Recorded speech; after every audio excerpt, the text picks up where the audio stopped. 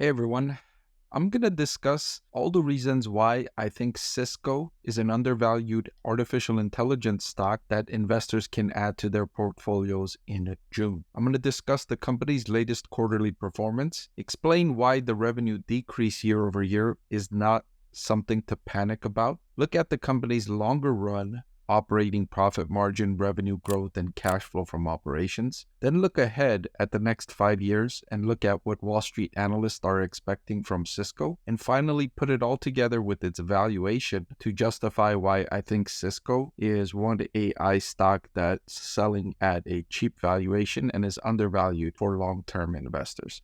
So let's start with the latest quarterly performance. I want to thank the Motley Fool for sponsoring this video. Visit fool.com/Parkev for the 10 best stocks to buy now. All right, so the company's revenue decreased 13% year over year, down to $12.7 billion. And management said that it reflects their customers' continued implementation of products on hand. I'm going to talk a little more about this a little later in the video, how the timing caused this kind of weird fluctuation in the implementation of orders for CISCO products. So keep this in mind for a little bit. Also, earnings per share decreased by 41% year over year, down year over year. GAAP EPS decreased 41%. For the next quarter, the company is expecting an improvement, saying revenue will increase to $13.5 billion at the midpoint. That would be up from $12.7 billion in the previous quarter. Management saying that customers are consuming the equipment shipped over the last few quarters in line with our expectations, and we see stabilization of demand as a result. The addition of Splunk, which is a company they recently acquired, to our product line will be a catalyst for further growth. So management saying that they currently expect customers to complete the installation of the majority of their inventory by the end of our fiscal year in July. So customers purchased inventory from CISCO, but they have so much that they haven't yet installed all of the equipment they purchased from CISCO. So they're not making new orders, and CISCO is not shipping them new orders because they already have so much inventory on hand. But that's likely going to end by the fiscal year end in July. So roughly in a few weeks, that's going to be over, and customer orders will increase, which will increase revenue. I've already seen increases in remaining performance obligations jumping for CISCO's products, which signals that customers are indeed reordering products from CISCO. So additionally, the closing of the Splunk acquisition in the third quarter is gonna present some growth opportunities. CISCO has already identified 5,000 existing customers that have the potential to become meaningful Splunk customers. So they're going to make that integration over the next coming weeks. And further, the company expects to generate $1 billion of AI product orders in fiscal year 2025. That's their upcoming fiscal year. Okay, so let's talk more about the timing of revenue. So last year in the third quarter, its networking revenues benefit from significant shipments of excess backlog. So prior to that point in time, CISCO had shortages. Remember all of the supply chain shortages in result of the pandemic, right? So there was a backlog. There was orders that they needed to ship out, and they all bunched up and they shipped them out in the third quarter of 2023. So now when we come ahead to 2024, customers are digesting those excess shipments, that bulk shipments that CISCO sent them. That's why the year-over-year comparison has been very difficult for CISCO. All in all, the company does expect to return to growth next year into fiscal 2025. They expect revenue growth to be in the low to mid single digits next year. So low to mid single digits would be something in the range of, let's say, 2, 3, 4, or 5% revenue growth next year is what low to mid single digits range means. So the company is returning to growth next year, and those backlogs or that inventory buildup is likely to work itself through by July, and the company likely to return to growth next year.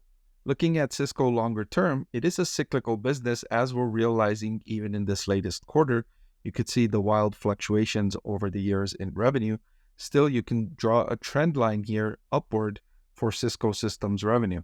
It increased to 55.36 billion in the most recent trailing 12-month period, up from less than 48 billion in 2015.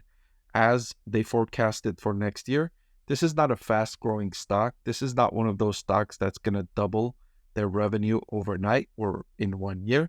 This is a slow growth business. If investors get mid-single-digit growth from CISCO Systems for 5 years on the top line, and then low double digits or high single digit growth in earnings per share, I think that will be a successful investment for long-term investors.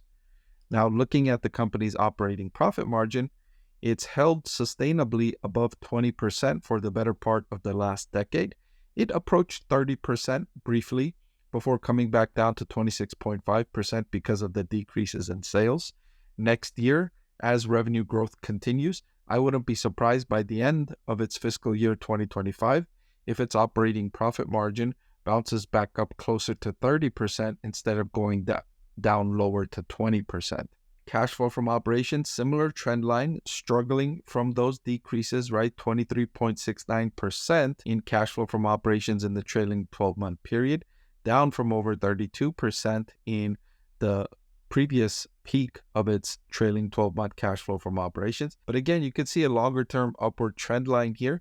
If you ignored this recent pullback because of the gap in sales due to the buildup of inventory, the timing differences caused by the pandemic-related supply chain shortages.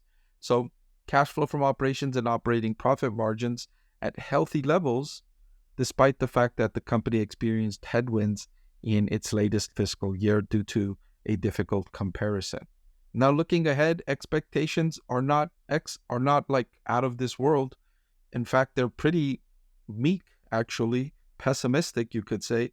The analysts that are following CISCO, they expected to grow its earnings per share by just 3.75% over the next 5 years. So it's not like Wall Street is extremely enthusiastic about this stock. And you can understand why. The valuation is not expensive, which is what I'm going to talk about next. CISCO is trading at a relatively cheap forward price to earnings of 12.89. This is roughly the fair value of its own historical average. If you compare it with CISCO's own past, then it's roughly fair valued, slightly cheap. But if you compare with the average stock in the S&P 500, it's cheaper than most stocks in the S&P 500, which is trading at an average forward PE closer to 20 rather than 13 where CISCO Systems is.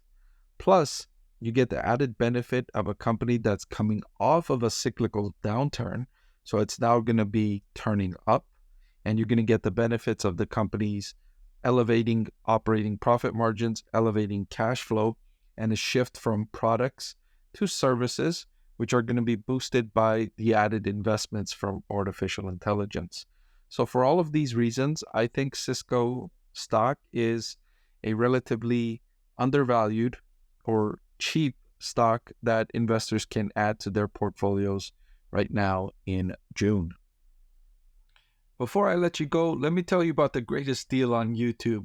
With just a click of a button, you can get free financial analysis from a professor with decades of investing experience. So what are you waiting for? Hit that subscribe button, and I'll see you again soon.